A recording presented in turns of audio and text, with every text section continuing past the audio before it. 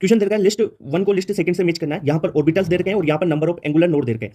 तो देखो number of angular nodes कैसे निकालते हैं, तो फॉर्मूला बता देता हूँ। नंबर ऑफ एंगुलर नोड्स, इसका फॉर्मूला होता है एल के बराबर होंगे। ये number of angular nodes L के बराबर होंगे, तो एल अपने को यहाँ से निकालना है। तो देखो एस पी डी और एफ, इनके लिए एल की वैल्यू क्या होगी, एस के लिए 0, पी के लिए 1, डी के लिए 2, एफ के लिए 3 हो जाएगी। ओके, तो यहाँ पर 3 एस है, एस के लिए 0, तो एल की वैल्यू भी 0, तो यानी number of angular nodes L के बराबर ही होंगे, तो एस कितना हो गया, 0 हो गया। ठीक है, पी के लिए देखो 1, तो पी के लिए 1, डी के लिए क्या हो गया, 2 हो गया, डी के लिए 2 हो गया, एफ के लिए 3, एफ के लिए 3। तो आप ऐसे नंबर ऑफ एंगुलर नोड्स निकाल सकते हो। रेडियल नोड का भी क्वेश्चन करवा दूंगा मैं, एन माइनस एल माइनस 1 वाला, सारी चीजें करवा दूंगा मैं वो। तो इसका करेक्ट आंसर तो देख लो, ये मिला लिया ना, यानी सी में आ गया फोर्थ, तो सी में आ गया फोर्थ, डी में आ गया थर्ड, सी में फोर्थ, डी में थर्ड, ए में फर्स्ट, बी में सेकंड, फर्स्ट करेक्ट आंसर हो गया। Correct order of the size of following ions, in ions में आपको साइज का ऑर्डर देखना है। सबसे पहले देखो क्या ये आइसो इलेक्ट्रॉनिक है, हाँ सभी में क्या है, इलेक्ट्रॉन से सेम है। ठीक है, कैल्शियम 2 प्लस, के प्लस और सीएल माइनस, तीनों में ही सेम इलेक्ट्रॉन है, तो इसे आइसो इलेक्ट्रॉनिक सीरीज कहेंगे। आइसो इलेक्ट्रॉनिक सीरीज में आप साइज देखोगे तो जितना ज्यादा नेगेटिव चार्ज होगा एलिमेंट पे उतनी बड़ी साइज होगी, पॉजिटिव चार्ज जितना ज्यादा साइज उतनी ही कम। ठीक है, ये आइसो इलेक्ट्रॉनिक सीरीज में आप कॉन्सेप्ट लगाओगे। क्लियर बात, तो लगाओ। देखो नेगेटिव चार्ज सीएल माइनस पे है, क्या क्या है, सीएल माइनस है, के प्लस है और कैल्शियम 2 प्लस। देखो सीएल माइनस नेगेटिव चार्ज यानी साइज ज्यादा, पॉजिटिव चार्ज बढ़ेगा साइज कम होगी, यानी के प्लस की ज्यादा और कैल्शियम 2 प्लस की कम हो जाएगी साइज। तो करेक्ट आंसर फर्स्ट हो गया। क्वेश्चन है reaction between acetone and methyl magnesium chloride. देखो ये क्या है, गिग्नार्ड रिएजेंट, मिथाइल मैग्नीशियम क्लोराइड।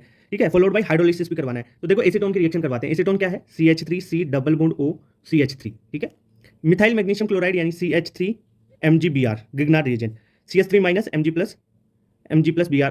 ठीक है, ये हो जाएगा, यहाँ से डबल बॉन्ड टूटेगा, क्या होगा, कार्बन पे प्लस ऑक्सीजन पे माइनस, तो CH3 जुड़ेगा कार्बन के साथ, तो क्या कंपाउंड बनेगा, CH3C, यहाँ पे ऑक्सीजन से जुड़, CH3 तो कार्बन से जुड़ गया, ऑक्सीजन से जुड़ जाएगा क्या, MgBr, ये CH3 हो गया।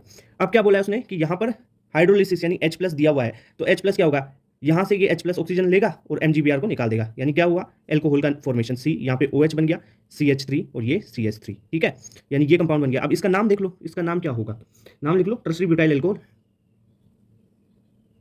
ब्यूटाइल एल्कोहल, तो tertiary butyl alcohol second correct answer हो गया। क्वेश्चन है ultraviolet light of 8.4 electron volt fall on CGM surface, work function हो गया इसका 1.4 electron volt, the kinetic energy in electron volt of the fastest electron emitted. अब देखो photo electric effect का question है, आपको फोटो इलेक्ट्रिक इफेक्ट की जो इक्वेशन है वो पता होनी चाहिए। एनर्जी बराबर फाई नोट यानी work function plus kinetic energy. अब देखो एनर्जी यहाँ पे दे रखा है कितनी, 8.4 इलेक्ट्रॉन वोल्ट। ठीक है, 8.4 इलेक्ट्रॉन वोल्ट में, और यहाँ पर वर्क फंक्शन दे रखा है अपने को 1.4 इलेक्ट्रॉन वोल्ट। ठीक है, लिख दिया, प्लस काइनेटिक एनर्जी। तो यहाँ पे पूछा ही क्या है, देखो काइनेटिक एनर्जी इलेक्ट्रॉन वोल्ट में, तो क्वेश्चन में इलेक्ट्रॉन वोल्ट दे रखा है, तो इलेक्ट्रॉन वोल्ट में आंसर आएगा, तो काइनेटिक एनर्जी बराबर 7 इलेक्ट्रॉन वोल्ट हो जाएगा भाई। अरे माइनस कर दो, 8.4 माइनस 1.4, तो करेक्ट आंसर सेकंड हो गया।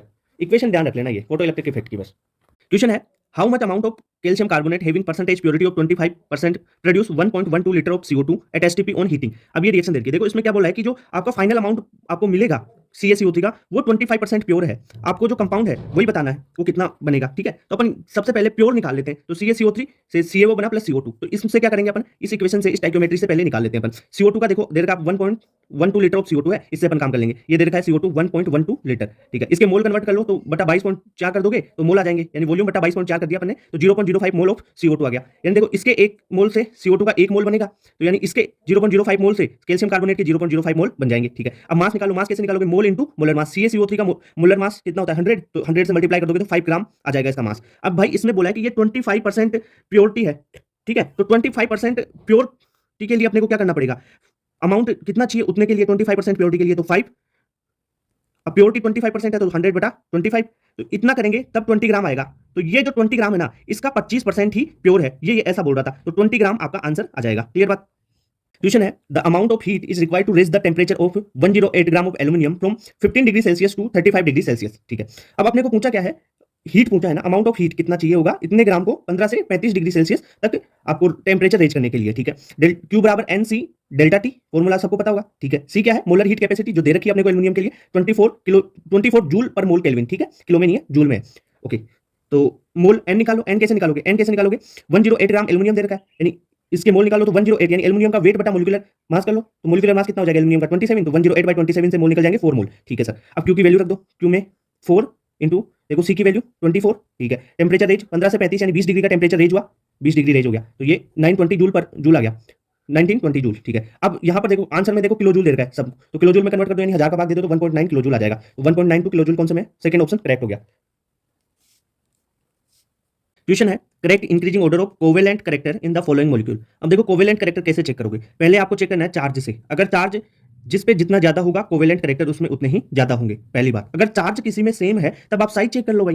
कोवेलेंट करेक्टर एनाइन की साइज के डायरेक्टली प्रोपोर्शनल और केटाइन की साइज के इनवर्सली प्रोपोर्शनल होता है। अगर एनाइन की साइज जितनी ज्यादा होगी तो कोवेलेंट करेक्टर उतने ही ज्यादा होंगे, केटाइन की साइज जितनी कम कोवेलेंट करेक्टर उतने ही ज्यादा। ये बात क्लियर समझ में आ गई। अब मेरी बात सुनो, अब आप क्या देखोगे, आपको यहां पर क्वेश्चन में क्या दे रखा है, क्वेश्चन में दे रखा है एक तो AlCl3 MgCl2 और NaCl। देखो Cl तो सब में सेम है, Cl को उठा दो। Na पे चार्ज, Na पे +1 चार्ज हो गया, मैग्नीशियम पे +2 है और एल्यूमिनियम पे +3 है। यानी देखो चार्ज जितना ज्यादा कोवेलेंट करेक्टर उतने ही ज्यादा। तो एल्यूमिनियम पे सबसे ज्यादा होगा तो एल्यूमिनियम सबसे ज्यादा, फिर मैग्नीशियम पे 2+ है और सोडियम पे 1 है, तो करेक्ट आंसर थर्ड हो गया। ठीक है भाई, चार्ज से देख लो, चार्ज सेम नहीं है, चार्ज सब में सेम है, तब फिर आप साइज पे जाओगे। क्लियर बात। क्वेश्चन है the correct increasing order of energy for the molecular orbital diagram of F2।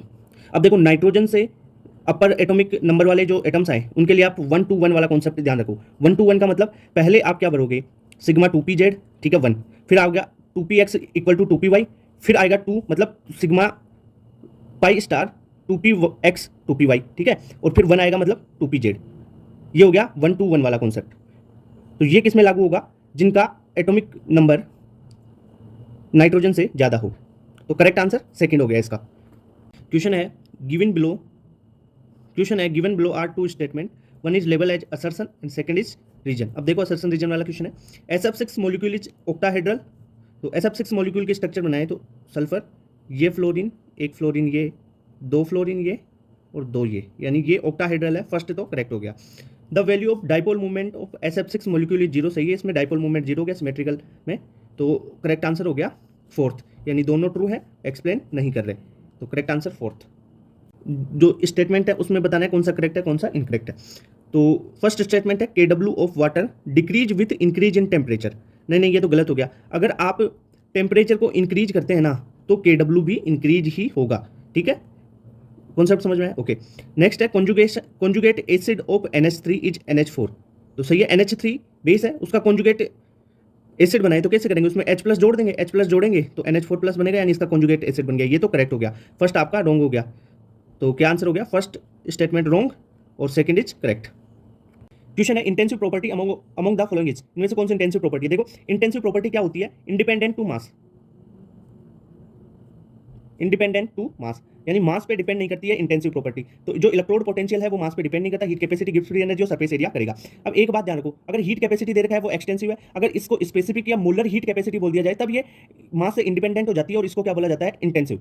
जब मोलर हीट कैपेसिटी या स्पेसिफिक हीट कैपेसिटी हो तो वो इंटेंसिव होती है, ठीक है। क्वेश्चन है the ratio of de Broglie wavelength of a deuterium atom to that of alpha particle, ठीक है, when the velocity of former is 5 time greater than latter, यानी फॉर्मर की वेलोसिटी 5 टाइम ग्रेटर है लेटर से, ठीक है, यानी जो ड्यूटेरियम है उसकी velocity is equal to 5 times of velocity of alpha particle. ये आपको दे रखा है। पूछा क्या है, आपको रेशियो पूछा है डी ब्रोगली वेवलेंथ का, ठीक है। तो डी ब्रोगली वेवलेंथ क्या होती है, lambda is equal to H/mv। यहाँ पे H कांस्टेंट है, आपको मास और वेलोसिटी दे रखा है। मास देखो अल्फा पार्टिकल का 4 है, ड्यूटेरियम का 2m होता है, ठीक है। आप रेशियो ले लो, लेमडा जो है लेमडा वो इनवर्सली प्रोपोर्शनल हो गया मास और वेलोसिटी के, ठीक है। तो ड्यूटेरियम का नीचे, अल्फा का ऊपर, ठीक है। Lambda D by lambda alpha करते हैं, mass of alpha, mass of deuterium, velocity जो ड्यूटेरियम की वो 5 अल्फा है, V अल्फा वो दे रखा है ना 5 टाइम्स। तो सब वैल्यू यहाँ पे सब्स्टिट्यूट करोगे तो lambda D by lambda alpha बराबर 2/5 आ जाएगा, यानी 0.4 आ जाएगा। तो करेक्ट आंसर हो गया आपका 4।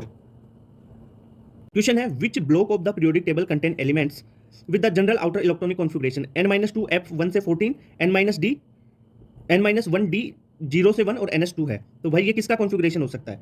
अगर अपन डी ब्लॉक में तो 0 से 1 तक नहीं होगा ना, ये तो 0 से 1 देख लो डी में, तो और एफ में है 1 से 14, तो ये भाई एफ ब्लॉक का हो गया। तो ये कॉन्फ़िगरेशन एफ ब्लॉक का। एस ब्लॉक का अपन बात करें तो एस ब्लॉक का NS 1 से 2 हो जाएगा, पी ब्लॉक के लिए NS2 NP 1 से 6 हो जाएगा, और डी ब्लॉक का हो जाएगा n-1 डी 1 से 10 हो जाएगा डी, और NS 1 से 2 हो जाएगा, ठीक है। ये डी ब्लॉक का कॉन्फ़िगरेशन। तो चारों ब्लॉक के कॉन्फ़िगरेशन आपको पता होंगे। क्वेश्चन है identify the correct statement among the following, इनमें से आपको करेक्ट स्टेटमेंट छांटना है। फर्स्ट स्टेटमेंट देखते हैं, atomic radius of element decrease as one move down the first group of the periodic table. नहीं यार, अगर अपन टॉप से बॉटम जाते हैं, डाउन जाते हैं, तो क्या होगा, नंबर ऑफ सेल्स बढ़ेंगे, तो साइज क्या होती है, टॉप टू बॉटम जाने पर साइज इंक्रीज होगी, और यहाँ पर ये क्या बोल रहा है, डिक्रीज होगी। तो फर्स्ट तो इनकरेक्ट हो गई। सेकंड देखो, Mendeleev left a gap under aluminium and silicon, सही है, गैप छोड़ा था उसने। These elements are eka aluminium and eka silicon, सही है, ये करेक्ट हो गया।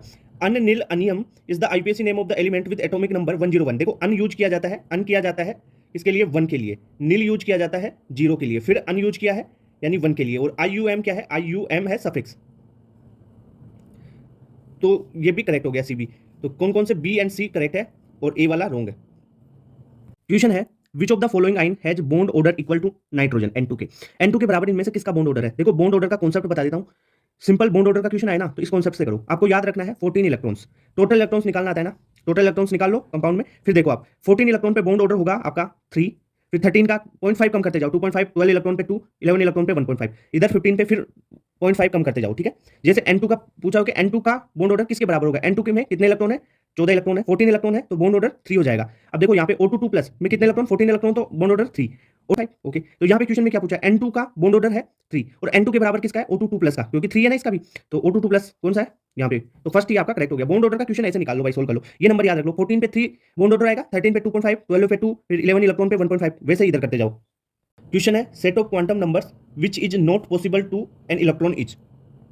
तो कौन सा पॉसिबल नहीं है। अब देखो एक चीज बताऊं, जो n की वैल्यू है ना उससे ज्यादा l की वैल्यू कभी भी नहीं हो सकती है, और l की वैल्यू है ना वो क्या होगी 0 से n-1 तक, और m की वैल्यू होती है -l से +l के बीच में। ठीक है, -l से लेके +l तक। ओके, तो यहां पर देखो ये तो हो सकता है, फर्स्ट तो हो जाएगा। सेकंड भी देखो n 3 है और l 2 है, ये m+1 है हो जाएगा। थर्ड में देखो n 3 है l 1 है, यहां तक तो सही है, पर l 1 है तो m की वैल्यू तो भाई -1, 0 और +1 तक ही हो सकती है, यानी -l से +l होती है, m की वैल्यू -2 कहां से आ गया, यानी ये पॉसिबल नहीं है। तो आपको नॉट पॉसिबल ही पूछा तो करेक्ट आंसर थर्ड हो गया।